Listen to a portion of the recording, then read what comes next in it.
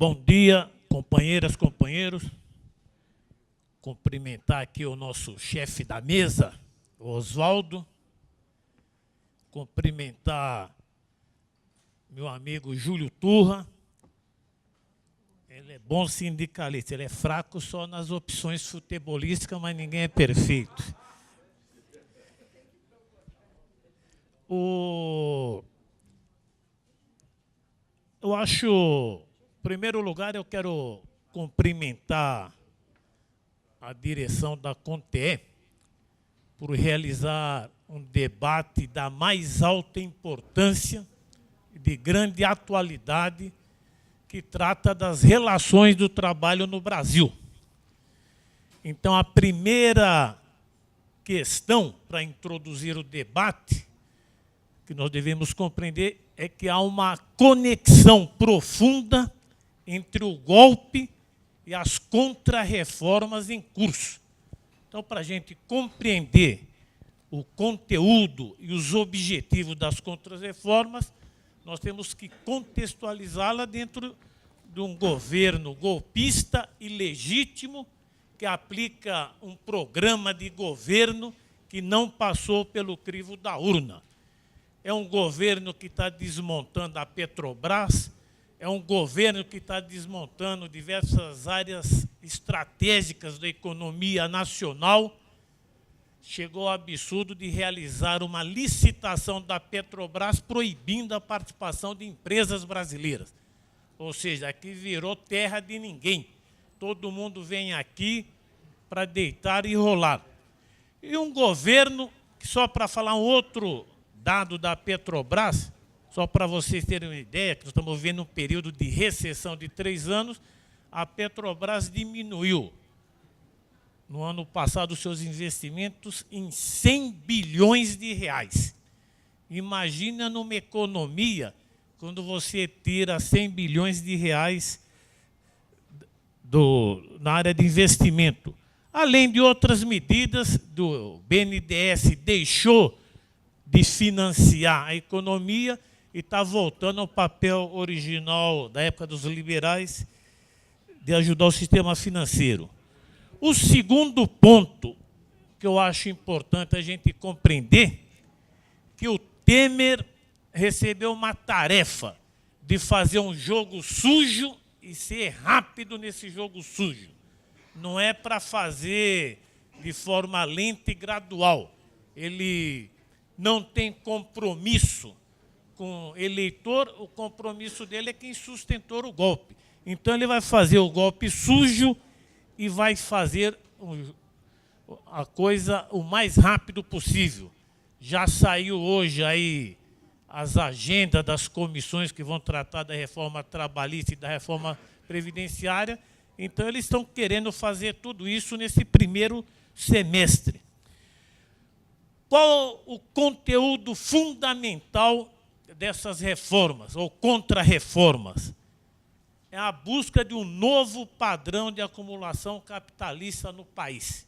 É um novo padrão de acumulação capitalista que tem como objetivo, se a gente for resumir tudo, reduzir o custo do trabalho no Brasil. Essa é a grande bandeira, reduzir o custo do trabalho.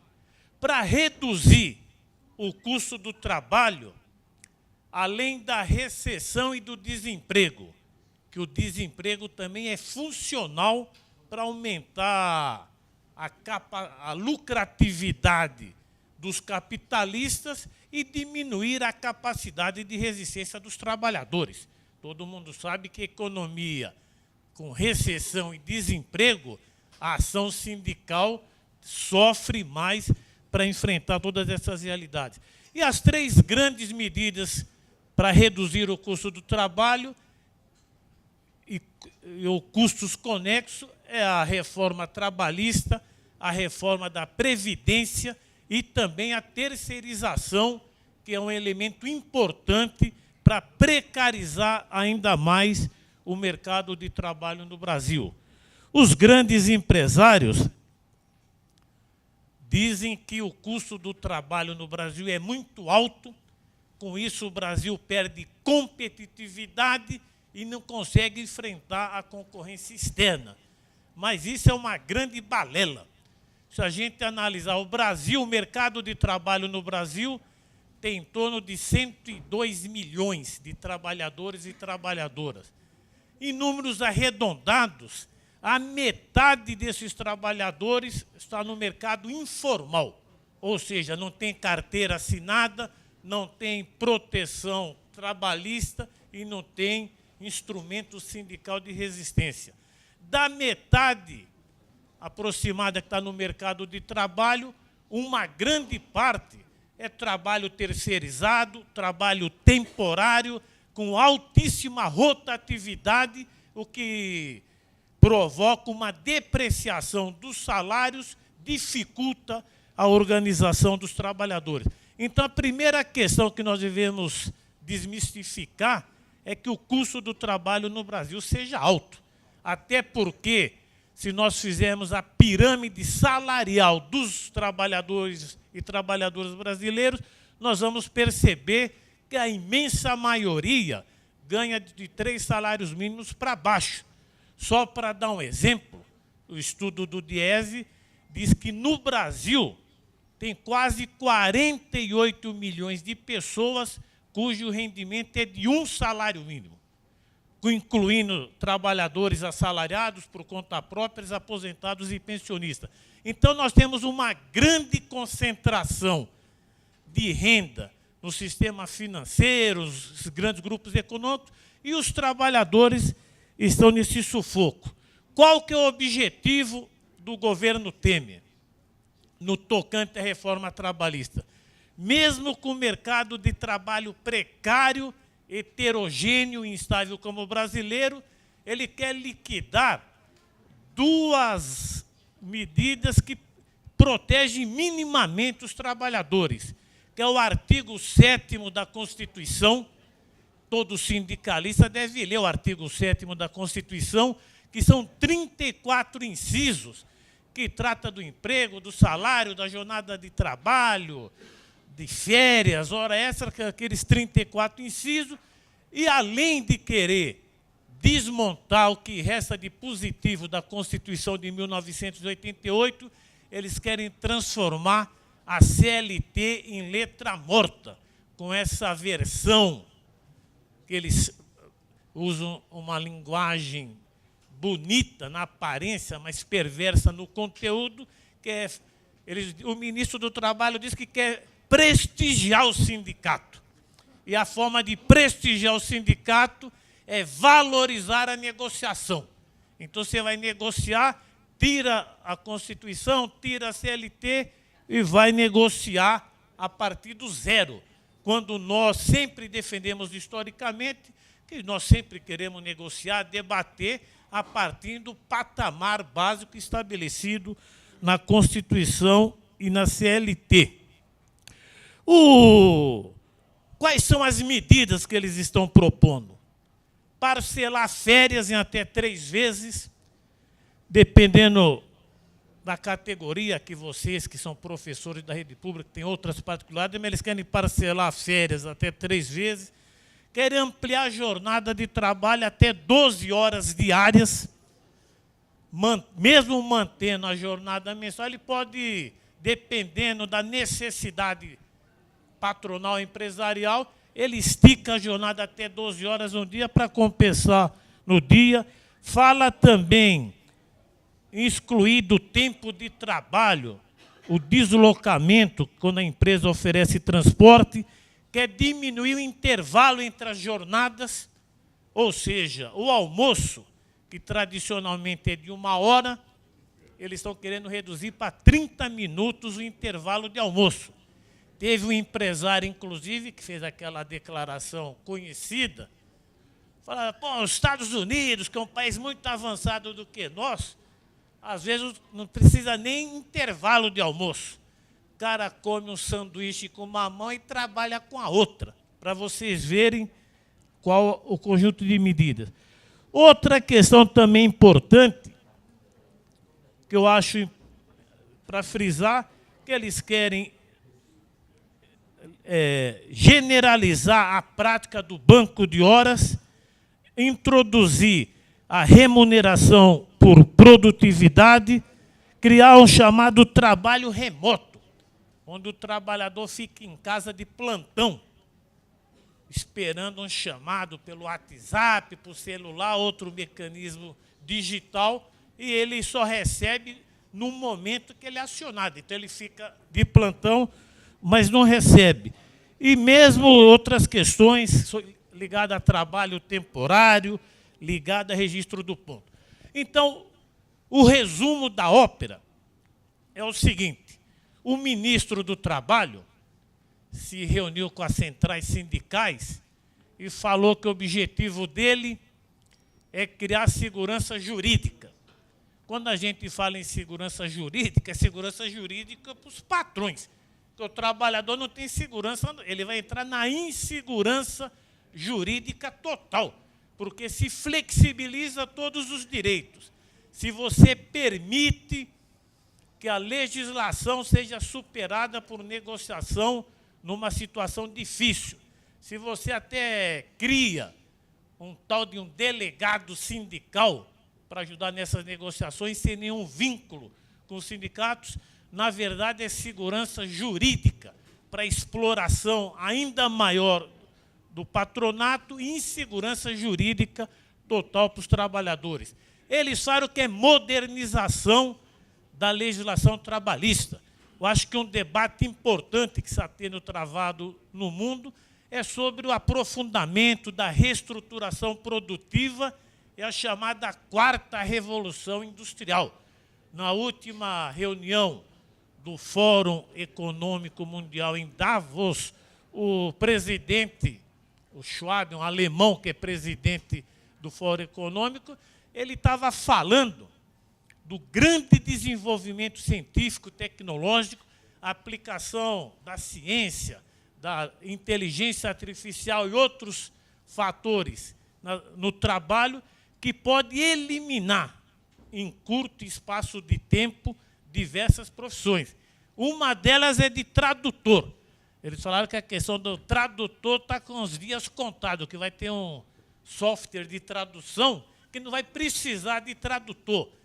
Advogado, médico e mesmo professor vão sofrer um debate importante, viu, Gilson? Também acho que é importante travar que nessa área da inteligência artificial e outras medidas de aplicações digitais em diversas áreas do trabalho vai afetar um conjunto de profissões que, segundo eles, em tempo menor do que nós imaginamos, pode ser prevista.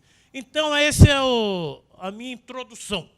Eu acho que é um pacote de maldades de um governo descompromissado com a democracia, descompromissado com os interesses nacionais e que elegeu trabalhador, trabalhadora, aposentado, aposentada, pensionista, como aqueles que vão pagar a crise. Nós estamos numa crise do capitalismo mundial há quase 10 anos, nós estamos há 3 anos de recessão no Brasil, e o que está na agenda política no mundo, e particularmente aqui no Brasil, é quem vai pagar a conta. O golpe foi feito para aplicar essa política de austeridade, para descarregar nas costas dos trabalhadores e trabalhadoras o ônus da crise. Para enfrentar isso, que eu acho que é um debate importante que vocês vão realizar, para enfrentar isso, nós temos os nossos instrumentos. Tem os sindicatos, tem as centrais sindicais, tem articulações mais amplas, Frente Brasil Popular, Frente Povo Sem Medo, tem os partidos políticos progressistas, tem a batalha nas ruas, tem as batalhas no Congresso e tem as lutas que nós vamos ter que desenvolver. Nós enfrentamos, é forçoso reconhecer, uma dificuldade de construir uma unidade ampla na contestação a essas medidas e, principalmente, na definição de uma agenda de lutas. Nós estamos procurando construir, com a Frente Brasil Popular, Povo Sem Medo, mas também no Fórum das Centrais Sindicais, dois posicionamentos básicos. O primeiro é de combater essas reformas e, principalmente, a reforma que tem uma maior capacidade de sensibilização social, de mobilização, que é a reforma da Previdência, mas a reforma trabalhista, a terceirização, tem que entrar nesta pauta. E o importante também é a construção de uma agenda de lutas. Tem uma data que vocês já definiram, que é o 15 de março, do Congresso, que foi aprovada na CONTE, em uma iniciativa primeira da CNTE, mas nós estamos debatendo nas centrais sindicais a realização de um Dia Nacional de Paralisação. A realização deste dia, ainda vai ter uma reunião das centrais semana que vem, para procurar definir a data, definir as bandeiras e definir o caráter desta mobilização. O que foi discutido é que ia se adotar o nome de uma paralisação geral.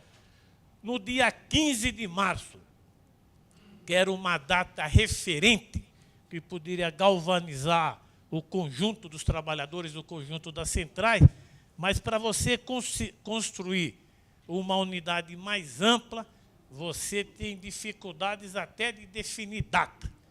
O Júlio Turra tem participado aí com a gente na reunião do Fórum das Centrais, e uma coisa que ele aceita o prato pronto. Dia 15 já é um prato pronto. Então, provavelmente, além do dia 15, que já está consagrado, tem o dia 8 de março, que as mulheres também vão colocar como bandeira central essas questões que nós estamos aqui discutindo, mas o fundamental é que nós devemos ter um grande movimento nacional, uma paralisação nacional que deve ser realizado no mês agora de março.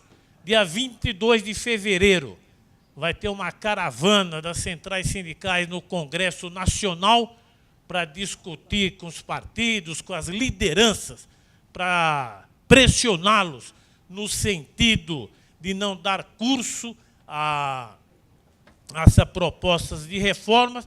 Vamos ter que debater um tema importante também, que está em pauta, que tem algumas centrais sindicais que estão partindo do pressuposto que as reformas vão ser aprovadas e que a gente tem que lutar para minimizar os danos. A nossa compreensão que a luta parlamentar tem as suas particularidades, os partidos vão se posicionar, mas os trabalhadores, os sindicatos, as federações, confederações, as centrais sindicais precisam levantar como bandeira a luta para derrotar as reformas, derrotar esse projeto ultraliberal em curso no país e eleger também a luta democrática como corolário de toda esta luta.